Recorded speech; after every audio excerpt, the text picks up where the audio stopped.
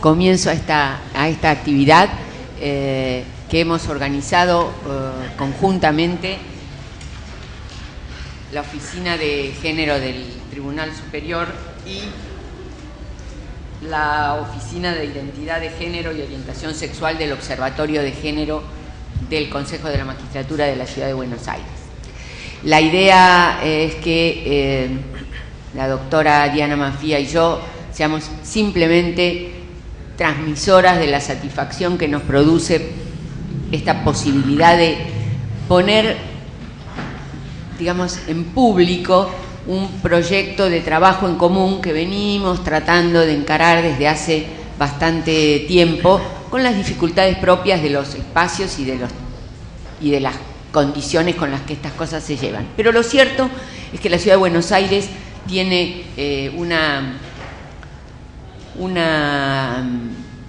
un interés, y lo ha demostrado, y el ámbito judicial también, en atender a las cuestiones de género en muy diversos aspectos. Nos pareció que la oportunidad de traer aquí y presentar un libro que se ha publicado en el marco de la actividad del Consejo de la Magistratura tiene una importancia especial, muy particularmente por el tema y por quienes nos acompañan y a quien presentaré oportunamente. Quiero ahora cederle la palabra a la doctora Diana Maffia, que seguramente tiene más cosas que decir que yo.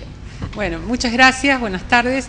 Le agradezco mucho a Alicia Ruiz como miembro de este Tribunal Superior de Justicia y como responsable de la Oficina de Género, darle relevancia a un reclamo de derechos humanos desde las experiencias de la diversidad sexual, repensar los derechos, sobre todo económicos, sociales y culturales, desde quienes muchas veces tienen dificultades de acceso a la justicia, muestra una voluntad, una disposición a considerar estos derechos en su máximo nivel. Y yo creo que este es el aspecto simbólicamente relevante de estar acá haciendo esta presentación. Tareas en común entre el Observatorio de Género y la Oficina de Género de la Corte. Hemos hecho desde el comienzo con el doctor Molina Quiroga, que es del Centro de Formación Judicial, en las capacitaciones de género y derecho. Hemos contado con parte del equipo de Alicia Ruiz, con Paula Viturro y con Emiliano Litardo, y hemos hecho muchos trabajos vinculados con derechos de la diversidad sexual. Me parece que en esta línea, cuando se sumó la Oficina de Diversidad a cargo de Loana Berkins, la iniciativa de Loana fue: este tratado, que lo hemos usado, que lo hemos difundido, hagamos una edición, pero que sea una edición bella. En esto tiene mucho que ver la editorial Cusbaires, tiene mucho que ver la editora, tiene mucho que ver la ilustradora, que no sé si está por acá, Ana Sanfilippo, bueno, el director de la editorial. Pusieron este esfuerzo. Pensemos que es una editorial judicial, realmente un objeto bello en una editorial judicial es un mérito, me parece, destacable, ¿no? Multicolor, etcétera. Lo presentamos en la Feria del Libro, pero esta presentación es, desde el punto de vista de la justicia de la ciudad, muy relevante para nosotros. Editarlo en la justicia de la ciudad, distribuirlo, se ha distribuido entre todos los jueces y juezas de la ciudad, poder difundir su contenido, hacerlo con las personas que creo que son las máximas expertas en este tema, Loana Berkins y Mauro Cabral, las personas de las que yo sigo aprendiendo lo que sé sobre temas de diversidad, que además tienen para transmitir una experiencia vivencial, tanto en la lucha por los derechos en la Ciudad de Buenos Aires, donde hemos tenido fallos judiciales favorables que precedieron las leyes de matrimonio igualitario y precedieron la ley de identidad de género. Es una justicia que ha sido muy progresista en este aspecto de reconocimiento de derechos, y esto también me parece que queda de esta manera testimoniado. Que podamos tener entonces esta experiencia en la ciudad y la experiencia internacional que nos va a transmitir Mauro, que además estuvo presente en el grupo de expertos en el que algunos de ellos eran expertos en el tema de diversidad, la mayoría eran expertos en derechos humanos. Este diálogo es un diálogo, creo yo, que está todavía en camino, que ha empezado pero que no ha madurado lo suficiente, que hasta que esta declaración se convierta en un tratado, que yo creo que es algo perfectamente posible, es algo viable y es algo que también está dentro de la construcción que se va haciendo, incorporar estos derechos, no como parte de derechos de una minoría, sino como parte de la construcción de derechos y la construcción de ciudadanía que nos cabe a todas las personas hacer, cuanto más responsabilidad tenemos en el ámbito de la justicia de manera mayor. Así que les agradezco mucho que estén acá, que se lleven el libro, que lo lean y que lo difundan, y nuevamente muchas gracias, Alicia, por darle este marco y esta dimensión a esta presentación. Bueno, ahora sí vamos a darle la palabra a quienes tienen cosas para decirnos desde la experiencia, desde muy diversas experiencias, pero que se combinan y construyen una perspectiva compleja e interesante. En primer lugar, vamos a escuchar a la señora Loana Berkin, que, como ya se ha dicho, es responsable de la Oficina de Identidad de Género y Orientación Sexual y ha participado de manera muy activa en la lucha por el reconocimiento de las identidades y de la diversidad. ¿Qué tal? Bueno, buenas tardes. Agradezco la valentía de todos y todas de desafiar el clima y estar hoy acá.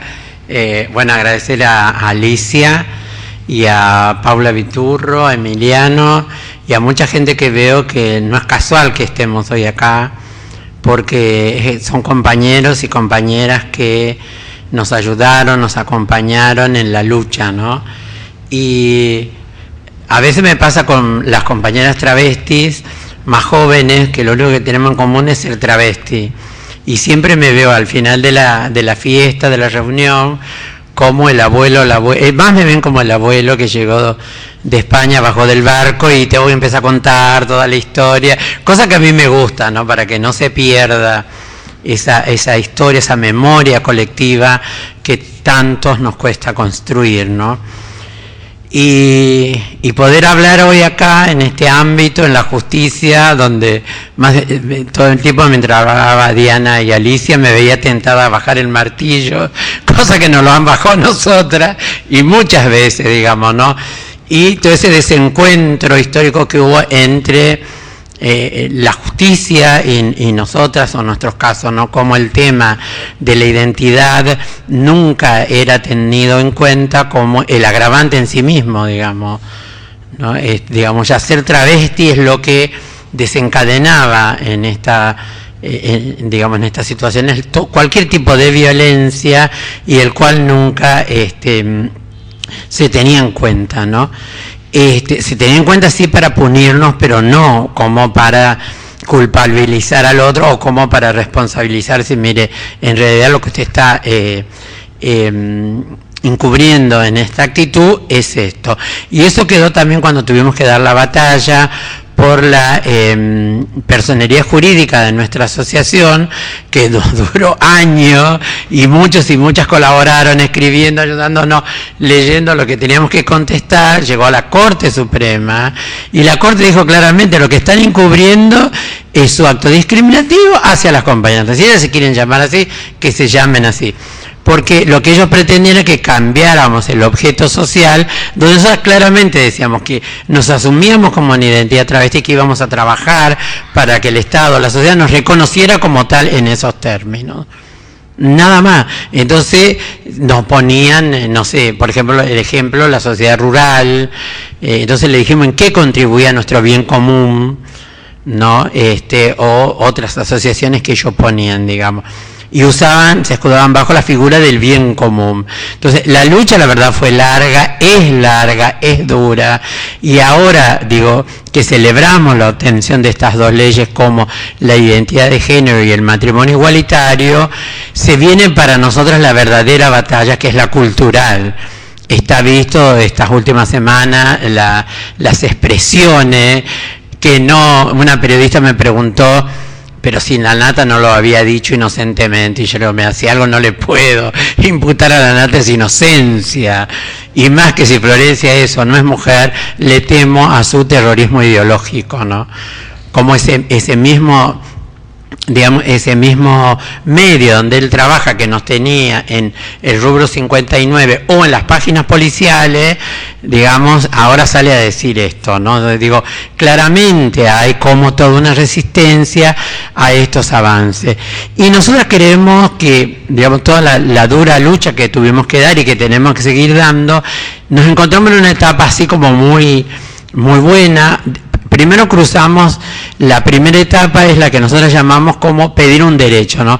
Queremos derecho a la educación, a la salud, a la vivienda, y después un día nos dimos cuenta de, ¿por qué vamos a pedir si esto está establecido en la Constitución?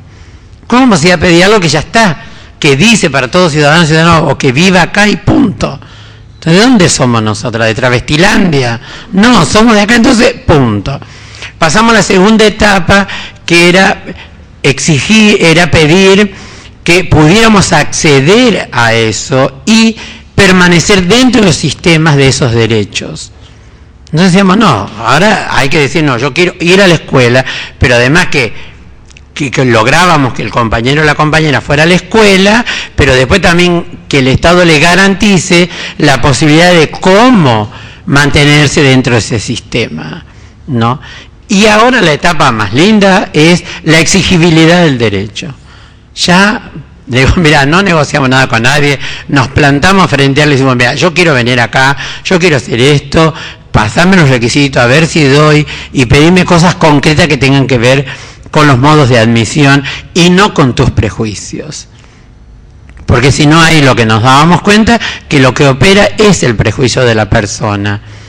Entonces ahora estamos en esa etapa. Yo me la compañera, mira, quería los anda, o a veces nos escriben de Jujuy, de Salta, del sur, Luana, decime qué hospital tengo que ir a Buenos Aires. Digo, no venga a ninguno.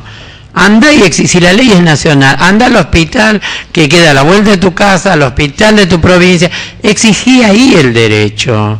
Te vas a venir a una ciudad a gastar dinero, a pasarla pésimo, una ciudad que te asusta, porque la verdad que a quienes somos de las provincias te asusta cuando venís a esta ciudad grande, enorme, con otra cultura, pese a que somos el propio país, con otra idiosincrasia. Digo, ¿a qué vas a venir acá? Si ese mismo derecho te lo tienen que facilitar y el Estado te tiene que garantizar en el lugar donde vos estás. ¿No? Toda esa cuestión de, ahí se ve cómo, de los derechos. Y qué es lo que también pasa cuando vamos a plantear estas situaciones. También le dejamos claro, decir, mire señora, señor, doctora, doctor, a quien le estemos exigiendo ese derecho, usted puede pensar sobre mí lo que quiera. Por eso, justamente nosotros luchamos por un sistema democrático que cada vez se perfeccione más, por rediscutir los términos de ciudadanía y democracia, pero lo que tiene que tener claro que usted no me puede negar ningún derecho. Piense lo que quiera, es una cosa. Ahora, a mí el derecho no me lo tiene que negar. Entonces, esa etapa todavía cuesta porque se ve todas las trabas que nos ponen a las trabas para no dejarnos acceder a esos derechos. La verdad que son cosas insólitas.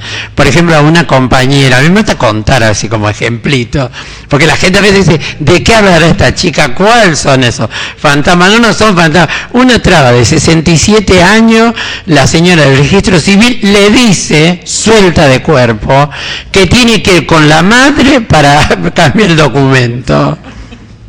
67 años. Yo un poco perversita como soy, le dije, nos vamos a comprar en todo por 2 pesos, un jarrón, lo vamos a llenar de talco y decir, ¿la quiere la madre? ¿Está segura? Póngala ahí a la madre. 67, no, tiene que venir con la madre. Otra señora de otro registro civil, y no estoy diciendo señoras genéricamente, eran señoras en este caso, le pedía que la partida de nacimiento tuviera una foto. Una foto de cuando había nacido. No. Ustedes dirán, Bergin enloquecido. Vengan conmigo, vengan, vamos. Le digo, ¿cómo una foto?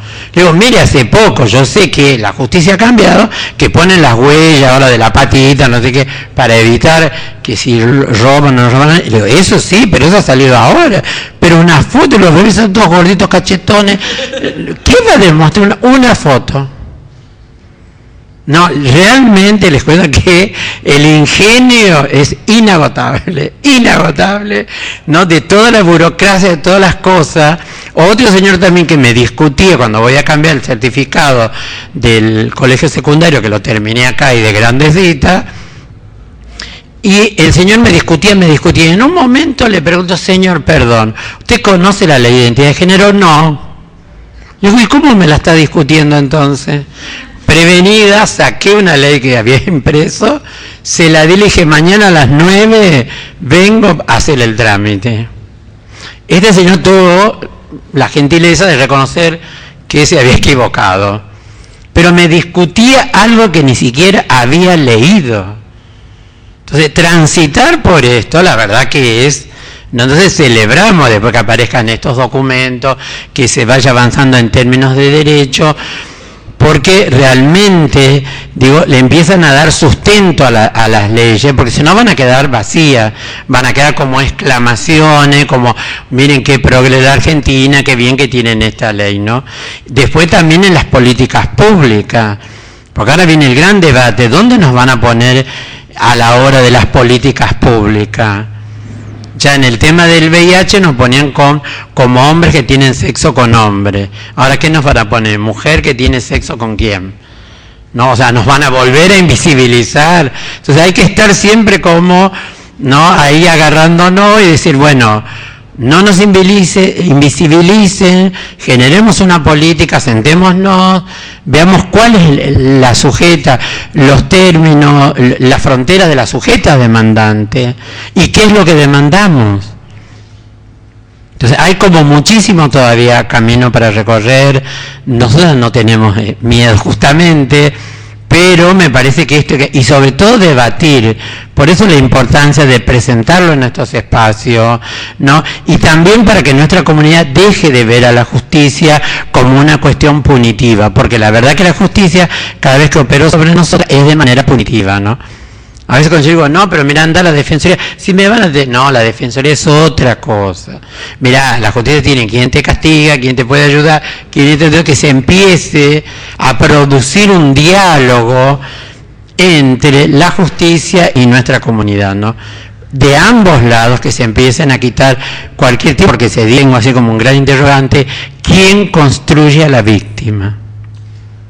Y cómo históricamente la justicia construyó a la víctima. Pero que en nuestros casos tenemos que ir, sentarnos y decir, fuimos violadas, golpeadas, pegadas, echadas, maniatadas, arrastradas, y encima ahora tengo una gran enfermedad. Ah, bueno, también le doy el derecho, te doy algo. Y si todos esos requisitos no están, ¿qué pasa?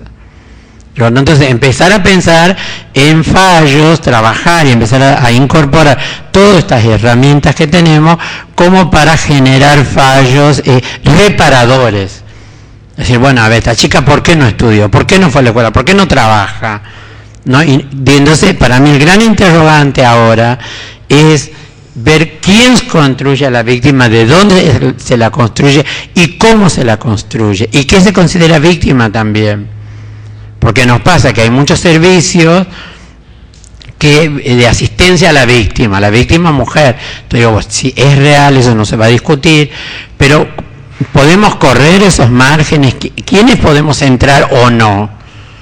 Entonces, empezar también a correr a estas políticas de esa binariedad varón-mujer, que no siempre nos tengan que hacer encajar en esos lugares, o me pongo acá o me pongo en el otro lado.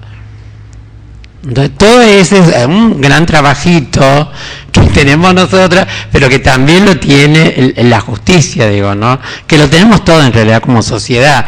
Entonces, cuando se habla realmente en términos de democracia y de ciudadanía, para mí es esto, ¿no? Y para mí lo interesante de la Ley de Identidad de Género, que pone por primera vez en el centro del debate la corporalidad y la gran pregunta de lo que es el cuerpo. ¿Qué es el cuerpo? ¿Quién se atrevería a decir exactamente qué es un cuerpo? ¿No? ¿Y cómo es el cuerpo travesti? A ver. Porque si preguntamos cómo es el cuerpo mujer, el cuerpo varón, cositas más, cositas menos, ahora un cuerpo travesti, ¿cómo es? No, yo digo travesti, pues de travesti, transexual, transgénero, como se llame, como se quiera, o se autoperciba cada quien, ¿cómo es ese gran cuerpo? Tenemos como grandes interrogantes, así que vuelvo a agradecer a Alicia, vuelvo a agradecer a los compañeros y compañeras que están acá y gracias por haber venido.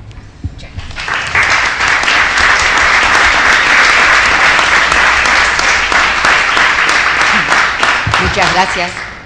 Muchas gracias a Loana, y me da también mucho placer presentarlo a Mauro Cabral, que es un especialista en estos temas y que además fue el único argentino que integró el equipo internacional de especialistas en derechos humanos que elaboraron estos principios que estamos presentando en este libro hoy.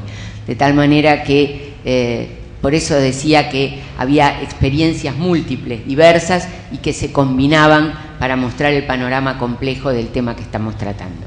Mauro. Muchas gracias por la presentación, y muchas gracias también por la invitación.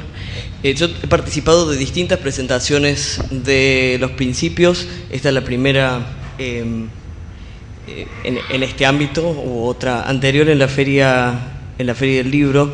Pero para mí, digamos, esta es la primera vez que me toca presentarlo en este contexto, que a lo mejor en otras circunstancias podría ser un contexto extraño para quienes no formamos parte de la justicia, y sin embargo se trata de, digamos, un espacio donde hay, digamos, amigos y amigas, donde está mi compañero, donde hay gente con la cual milito y trabajo, donde está mi familia, mi sobrina que acaba de ir a buscar una galletita.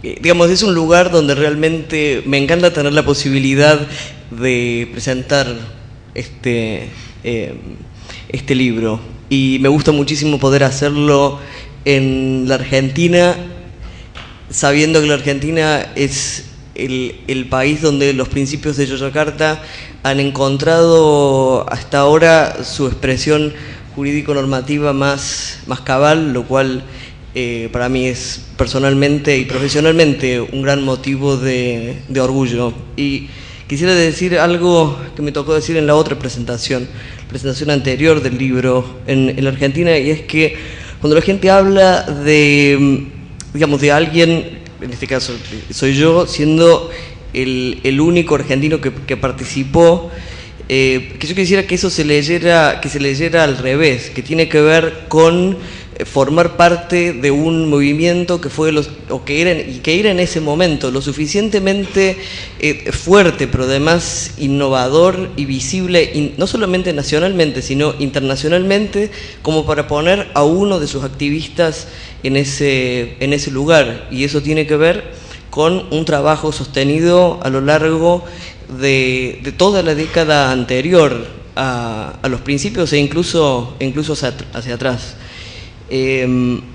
Yo empecé, hoy sacaba la cuenta, la verdad me dio un poco de impresión. Empecé a militar hace 20 años, en el 94. Y en ese momento me acerqué al activismo, pero también a algunas exploraciones críticas dentro de la universidad en la que estudiaba, en la Facultad de Filosofía y Humanidades en Córdoba, porque tenía dos problemas que para mí eran, digamos, parte del mismo. Era un problema así de una situación que me resultaba muy difícil de entender, y que también le resultaba difícil de entender a quienes estaban a mi alrededor. Yo, digamos, soy una persona intersex, y ese año todavía estaba concluyendo con un largo proceso de normalización corporal, sobre todo quirúrgica, que había tenido como propósito acercar mi cuerpo a un cuerpo promedio femenino. Y yo me identificaba como un hombre, y descubrí, digamos, leyendo, preguntando, que para el derecho argentino lo que había pasado con mi cuerpo, las intervenciones a las que había sido sometido, no constituía ningún tipo de problema digno de ser tratado. De hecho, constantemente, ¿no?, había una afirmación de que ese tipo de intervenciones no necesitaban ni siquiera ser consideradas por la justicia, porque se trataba de intervenciones necesarias para normalizar el cuerpo sexuado. Era algo que le pertenecía a la órbita médica, y el derecho no tenía nada que decir al respecto.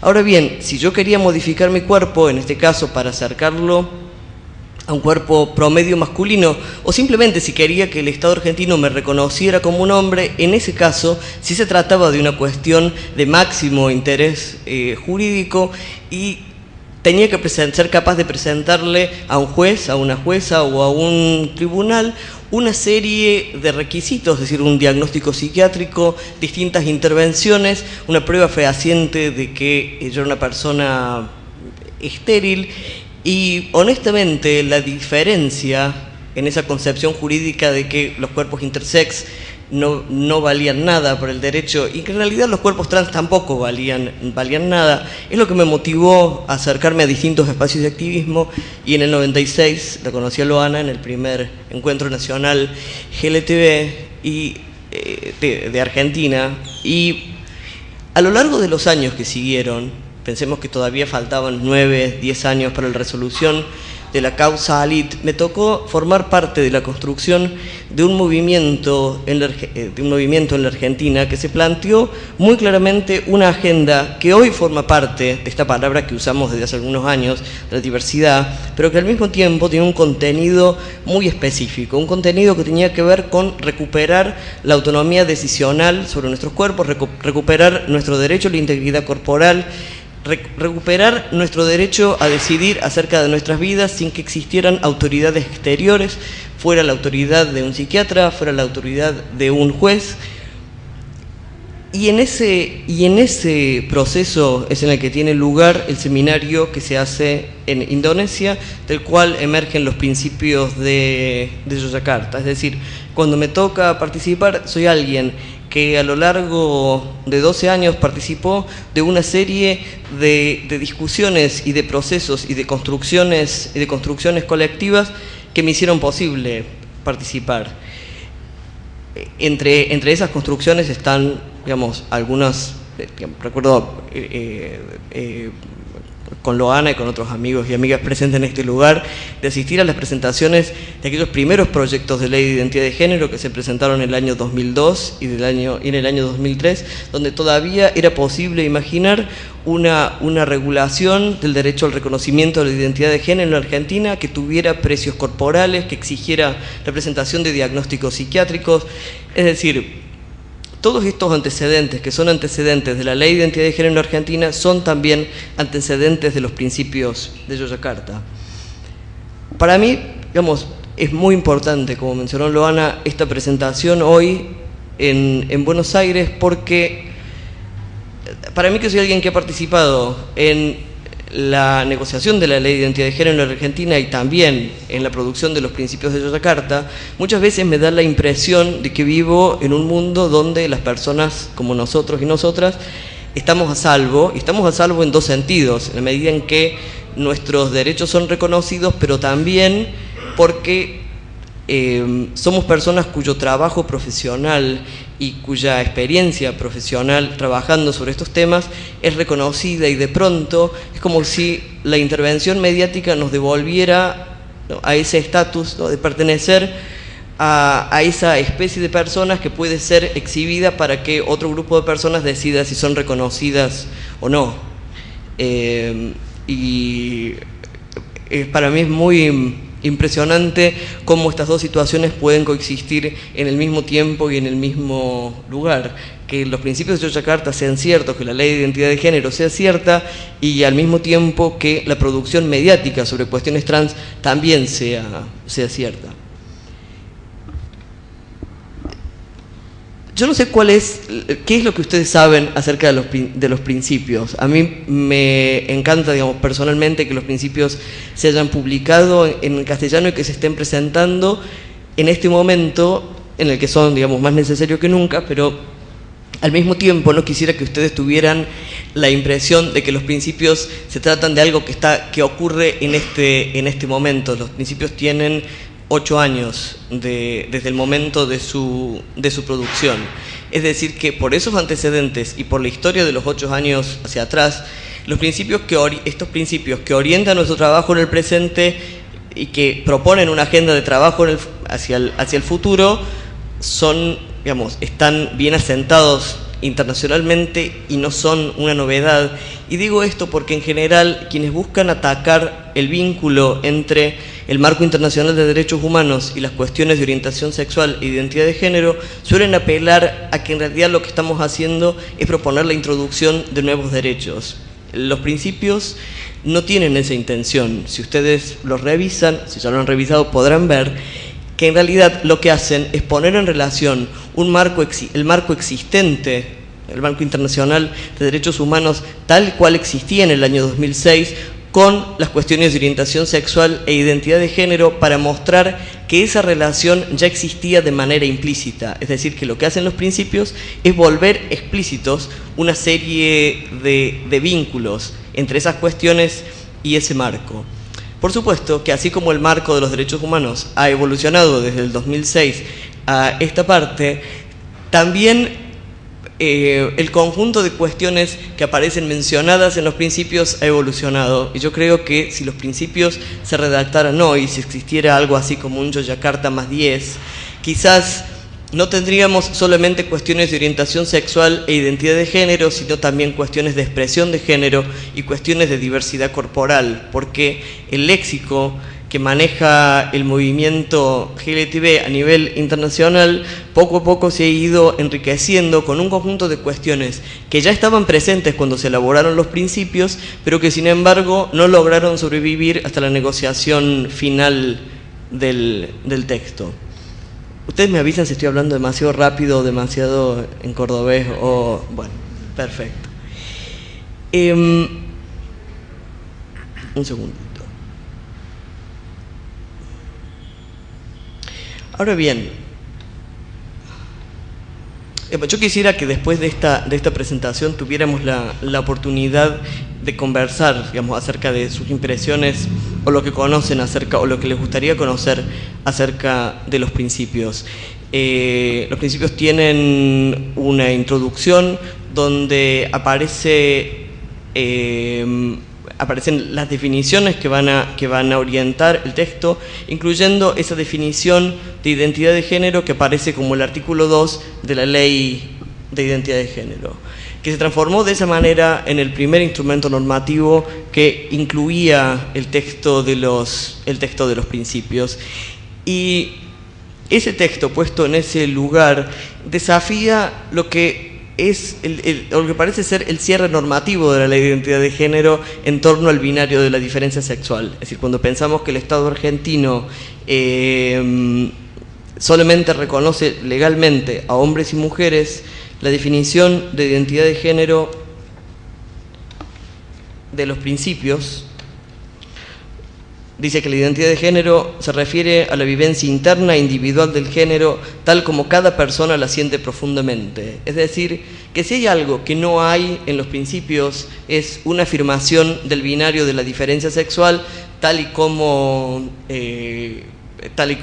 existe en la lógica del reconocimiento a la identidad de género en la Argentina, como existe hasta ahora, porque la inclusión de este texto, creo yo, es algo que permitiría ampliar las fronteras de ese reconocimiento sin quizás demasiada dificultad. Ahora bien, cuando se llegó al texto final de los principios de Yogyakarta, ya existían distintos países en el mundo que contaban con legislación en torno a lo que en la Argentina llamamos matrimonio igualitario. Sin embargo, no existía ningún país en el mundo donde fuera posible la expresión cabal de esta definición de identidad de género, o donde la identidad de género fuera reconocida como un derecho humano en el modo en el que lo requieren los principios. Y de hecho, yo no sé si ustedes, digamos, conocen o han leído o escuchado acerca de la negociación del texto, las cuestiones costó mucho trabajo introducir las cuestiones de identidad de género de un modo en el que ocuparan el mismo lugar en el texto que las cuestiones de orientación sexual. Hasta hace muy poco tiempo, el único país en el mundo en el cual el texto de los principios encontraba esta expresión de realidad, es decir, de no tratarse solamente de una proposición, hacia avances hacia el futuro, sino de una realidad, era en la Argentina. El fallo de la Corte Suprema de la India en abril de este año, reconociendo el derecho de la comunidad hijra en la India a acceder al reconocimiento de su identidad de género y citando extensamente los principios, y el fallo de la Corte Suprema de Australia, reconociendo que es posible registrar el sexo de una persona de un modo distinto a hombre o mujer en Nueva Gales del Sur, establecen otros arraigos de los principios que hacen que deje de ser un texto que no es vinculante y que solamente puede ser citado, para transformarse en un texto que trabaja al interior de distintas legislaciones y leyes, como en el caso de la Argentina, como la nueva ley de identidad de género en Dinamarca, como la nueva ley de identidad de género en Holanda, y esperemos como la nueva ley de identidad de género en Malta y en Irlanda. Es decir que, aunque el texto aún no ha sido consagrado como el texto de una convención, es un texto que trabaja al interior del derecho y que tiene una influencia concreta y perceptible. Hay quienes dicen de que esa influencia tiene que ser abordada críticamente en la medida en que los principios, así como fueron producidos en determinada localización temporal, también reflejan el modo en el que Occidente define los derechos humanos y también define la naturaleza humana como perfectamente capaz de caber en dos ejes, el de orientación sexual e identidad de género, ignorando otros modos de comprender la organización de la sexualidad y de la identidad y de la expresión humana. Es decir, que aunque yo pueda estar en este lugar defendiendo el texto de los principios, me hago cargo al mismo tiempo de que los principios son una producción internacional, pero fuertemente marcada por la impronta de una hegemonía occidental en la proposición y la negociación de los derechos humanos. A mí no me gustaría, no sé, Alicia, ¿cuánto tiempo me queda? 5 minutos. A mí no me gustaría terminar así esta presentación brevísima sin recordar que, así como existen muchos países que reconocen hoy las uniones de personas del mismo sexo, y así como existe un país como la Argentina que reconoce el derecho al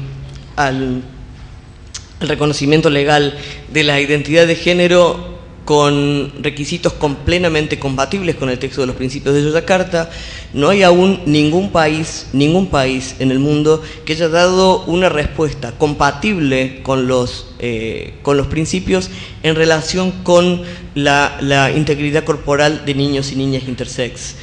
En algún lugar, digamos, en los principios, bajo el principio 18,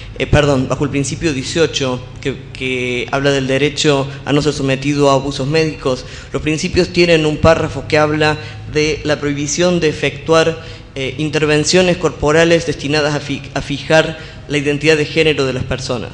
Esa no es exactamente la razón por la cual se producen y justifican intervenciones de normalización corporal. Sin embargo, ese párrafo, así digamos de mal escrito como está en los principios, sigue siendo una parte de los principios que todavía es un llamado, que no es una realidad, que no puedo referir a esta ley o a este fallo judicial o a esta política pública. Está ahí clavado como un recordatorio de decir, hay un conjunto de violencias que afectan a miles y miles de personas en el mundo, que están mencionados en los principios y que aún no han tenido ninguna articulación normativa capaz de ponerle fin. Y en ese punto, si bien en general se considera de que ese artículo es el único que concierne a las personas intersex, el principio de los principios de Yakarta, que habla del derecho a la reparación, es un derecho que también nos concierne.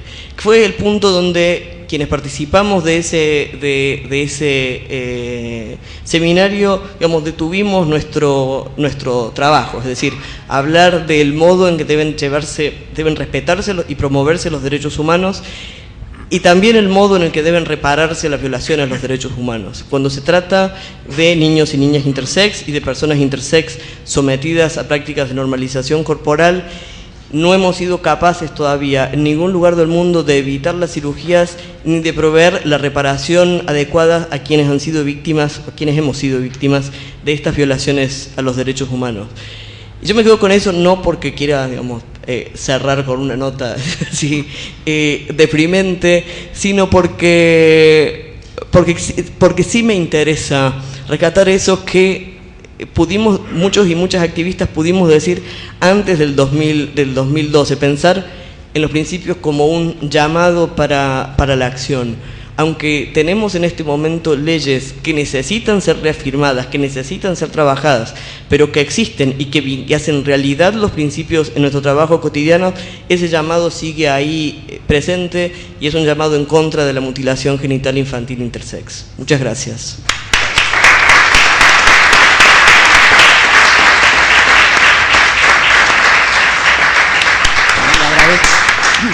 Agradezco mucho a Mauro su intervención.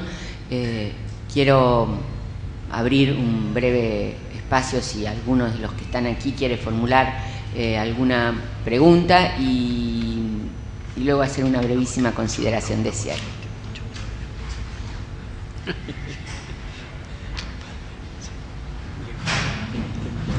Me parece que los panelistas han sido sin miedo, han sido tan rotundos que nadie se anima. Vamos a empezar a preguntar nosotros, si no. Qué triste. No. Si no hay preguntas, lo que sí a mí me gustaría subrayar es que tanto Loana como Mauro han destacado la importancia que tiene que esta presentación y que estos temas se trataran en el ámbito de una sala de audiencias de un tribunal, del Tribunal Superior de la Ciudad. Y también en el curso de sus exposiciones y de distinta manera han aludido a la importancia y al valor simbólico, pero también a la efectividad que el discurso del derecho tiene en este campo. Y sobre todo en esa paradojalidad que marcaba bien Mauro, de que por un lado uno invoca el derecho para que los derechos no sean reconocidos y al mismo tiempo uno padece el derecho, en tanto el derecho invisibiliza, niega, desconoce. Es por esta razón, o es por este motivo que para nosotros, para los que estamos trabajando en el campo jurídico, particularmente para quienes tenemos responsabilidades en las decisiones y para quienes pensamos que el derecho no se limita a un catálogo de normas, sino que es un discurso que opera en la vida social de una manera muy importante y muchas veces muy poco percibido hasta que uno lo sufre. Para nosotros dar esta oportunidad, diría, porque lo que hemos hecho tanto el observatorio como el tribunal no es sino poner un espacio a disposición para que una temática, un libro, la lucha representada en campos diferentes, en campos comunes, tanto por Loana como por Mauro, queden marcadas aquí, en este espacio. ¿Por qué digo esto? Porque nosotros sabemos como operadores jurídicos que lo que nosotros hacemos nunca es neutral, nunca es ajeno ni al mundo de la cultura en el que vivimos, ni al modo ni a los sentidos que le asignamos a las reglas que aplicamos. Por lo tanto, somos nosotros los más responsables de contribuir a que, como señalaba Mauro, estos principios tengan la vigencia y la trascendencia que merecen y además que efectivamente sirvan para ampliar el campo de los reconocimientos, de las identidades, de las inclusiones. Quiero agradecerles a todos la presencia, especialmente a Loana y a Mauro y a Diana, que me acompañó en la presentación, y bueno, ya tendremos oportunidad de volver a reunirnos para seguir discutiendo estas o algunas otras cuestiones que nos parezcan importantes en el ámbito del género y de la diversidad. Muchas gracias.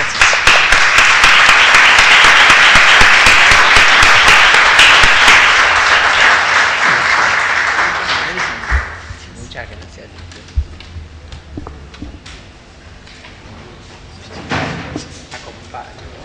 amable.